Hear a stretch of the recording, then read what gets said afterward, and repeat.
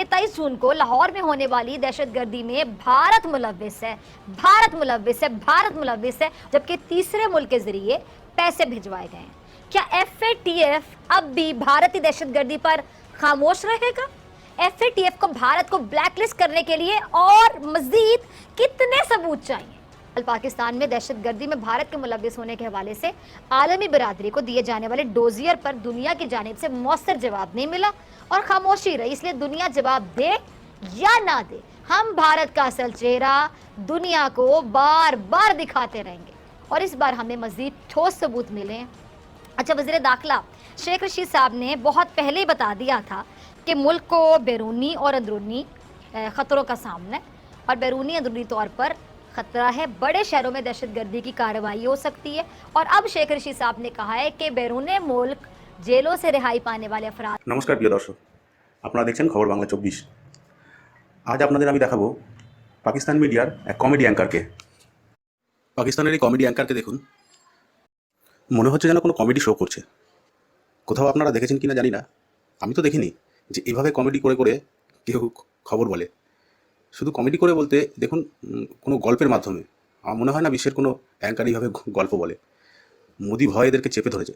শুনুন, পুরো ভিডিওটা দেখুন, তাহলেই আপনারা বুঝতে পারবেন। চলুন ভিডিওটা দেখা যাক। कहा जाता है कि गुरूर का अंजाम बहुत बुरा होता है और घुमंडी शख्स को अपने सिवा कुछ भी दिखाई नहीं देता है। ऐसे तो बशीर बदर ने नहीं कहा था कि खुदा हमको ऐसी खुदाई ना दे कि अपने सिवा कुछ दिखाई ना दे। ऐसे एक मगरूर शख्स की कहानी है जिसने अपने आप को बहुत बरतर समझा और दूसरों को कमतर, लेकिन बहुत जल्द उसके होश ठिकाने आ गए। कहानी ज़रा सुनिएगा। कहानी कुछ यूँ है कि एक दफ़ा एक मगरूर आदमी बाज़ार से गुजर रहा था।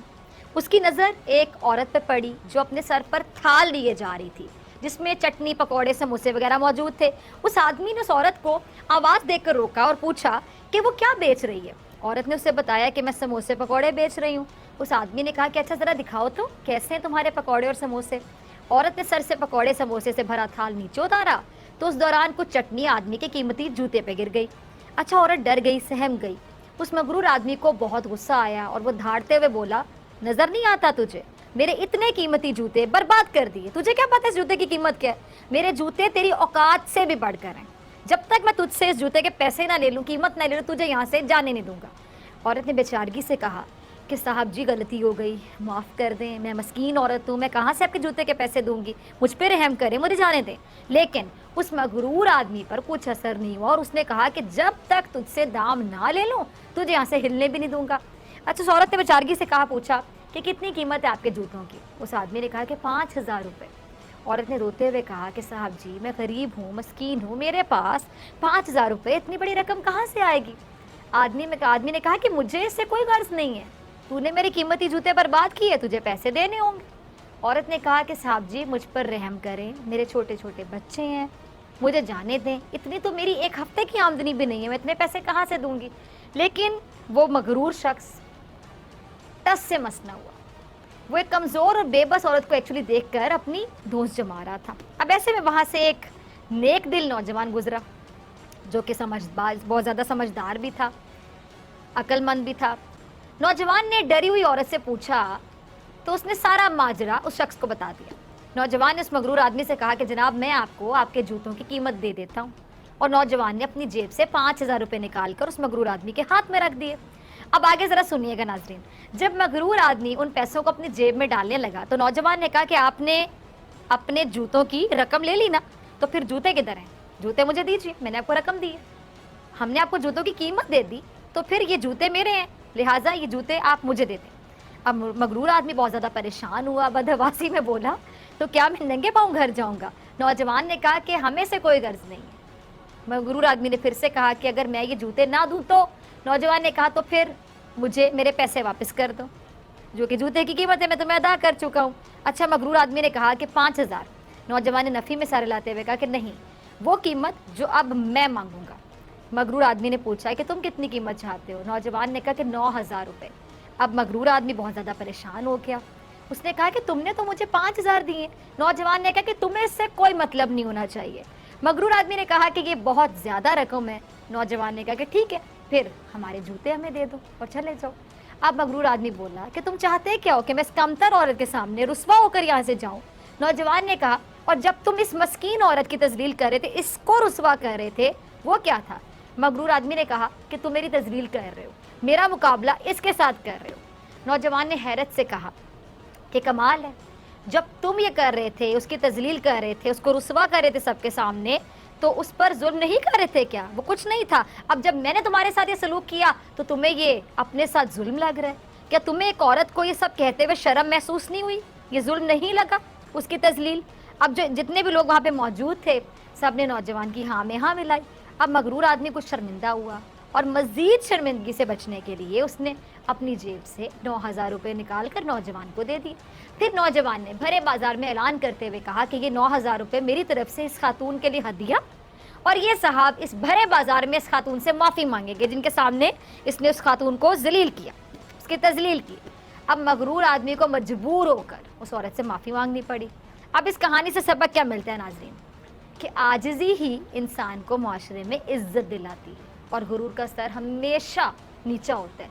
मगरूर शख्स हमेशा नाकाम और नामुराद रहते हैं और ज़िल्लत ही उसका मुकद्दर बन जाती है। और ऐसी ज़िल्लत नरेंद्र मोदी के मुकद्दर में भी है, जिसका अपना भारत तबाह बर्बाद हो चुका।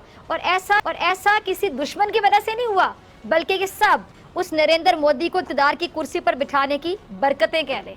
मोदी गरूर के नशे में कह लें कि इतना चूर हो चुका है कि उसको दिखाई नहीं दे रहा कि वो हिंदुस्तान को बाकायदा कब्रिस्तान बना चुका है। ये घुमंडी शख्स, ये मगरूर शख्स अपनी ताकत का सिक्का खित्ते में मनवाना चाहता है, लेकिन इसकी बात नहीं बन पा रही। और भारत पाकिस्तान में प्रॉक्सी वार से बाज नहीं आ रहा, पाकिस्तान में अपनी टांग अड़ाने से बाज नहीं आता, और जब इसकी टांग कट जाती है तो फिर चीखें मारकर दुनिया से मदद की अपीलें करते हैं। और वो कह लें कि मजलूमियत का रोना रोता है, लिबादा ओढ़ने की कोशिश करता है मजलूमियत का।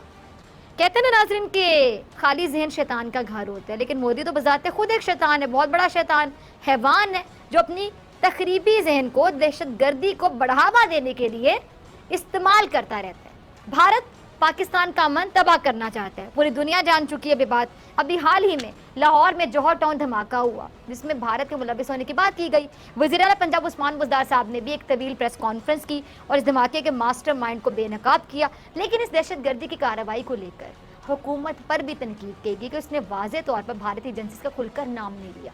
लेकिन साहब ने अब कह लें कि सारे इबहाम दूर कर दिए और भारतीय एजेंसी रॉ और भारतीय रियासत के बराह रास्त इस जौहर टाउन धमाके में मुलव्विस होने के ठोस शवाहिद कौम और मीडिया के सामने रख दी हैं।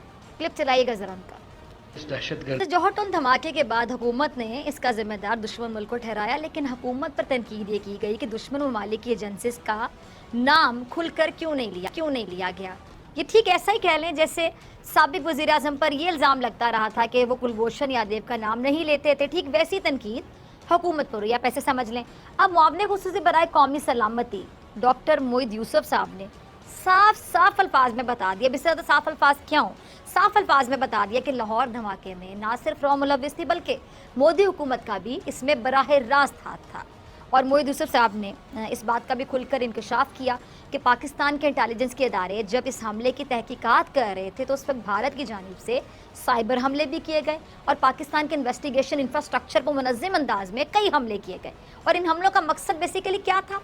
ये था कि भारत को खदशा ये था कि पाकिस्तान भारतीय दहशतगर्दी का नेटवर्क बेनकाब करने जा रहा है, और भारत कभी नहीं चाहता था कि वो रंगे हाथों पकड़ा जाए, इसलिए भारत इसमें बाकायदा रुकावटें खड़ी करना चाहता था, साजिशें कर रहा था। तहम बर वक्त कार्रवाई की वजह से वो नाकाम हो गया और पाकिस्तानी इदारे लाहौर धमाके की तफ्तीश करते हुए मामले की तह तक जाने में कामयाब रहे। यानी दुश्मन की एक और चाल नाकाम हुई और इसको हद तक का सामना करना पड़ा। अच्छा, भारत नहीं चाहता नाजरीन कि उसका पोल दुनिया पर खुल जाए, कोई चोर भी चाहेगा उसकी चोरी पकड़ी जाए, इसलिए भारत कभी नहीं चाहेगा कि उसका जो पोल है वो दुनिया पर खुल जाए। इसलिए उसने हर मुमकिन कोशिश की कि वो अपने आप को बचा सके, किसी भी तरह बचा सके। अब यही वजह थी कि जौहर टाउन वाक़े के बाद जम्मू में ड्रोन हमलों का ड्रामा रचाया गया और ये भी भारत की सोची समझी मनसूबाबंदी का हिस्सा था। अच्छा, डॉक्टर मोईद यूसुफ साहब ने मज़ीद ये कहा कि एक बार फिर हम भारत का असल चेहरा दुनिया के सामने लेकर आएंगे। ऐसा नहीं हो सकता कि एक तरफ भारत आगे बढ़ने की बात करे और दूसरी तरफ वो ऐसी कार्रवाइयाँ करे। हम फॉरेंसिक जायजे से इस वाक़े के मास्टरमाइंड तक पहुँच चुके हैं। वो भारतीय शहरी है اور ہم دنیا کو تسلسل سے پاکستان میں بھارتی مداخلت سے آگاہ کرتے رہے ہیں۔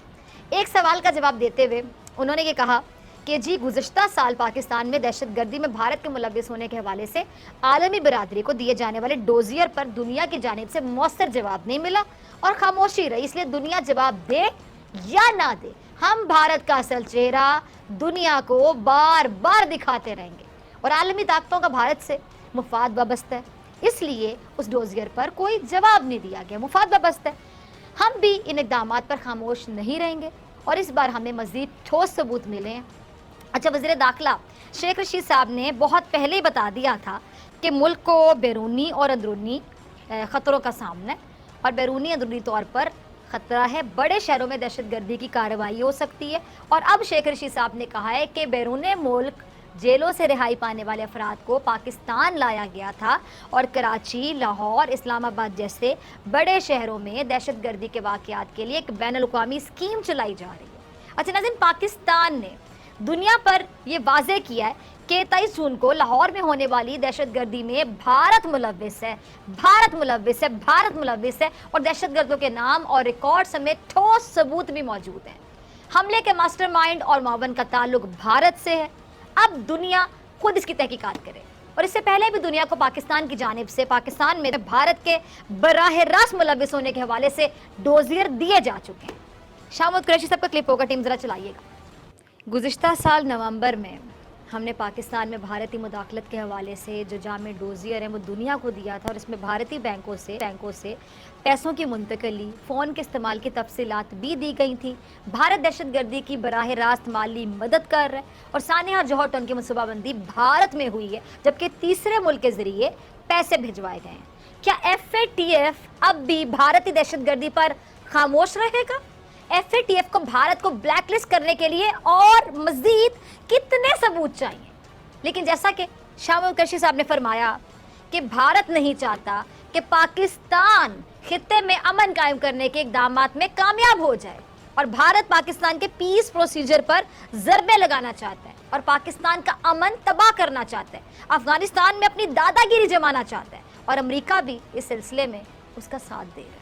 اب ایسے میں یہ کیسے امید کی جا سکتی، کوئی یہ سوچ بھی کیسے سکتا ہے، یہ امید کیسے کی جا سکتی کہ FATF بھارت کی تخریب کاریوں پر ایکشن لے گا اور اس کو بلیک لسٹ میں ڈالے گا؟ پاکستان تو اپنا کام کر چکا۔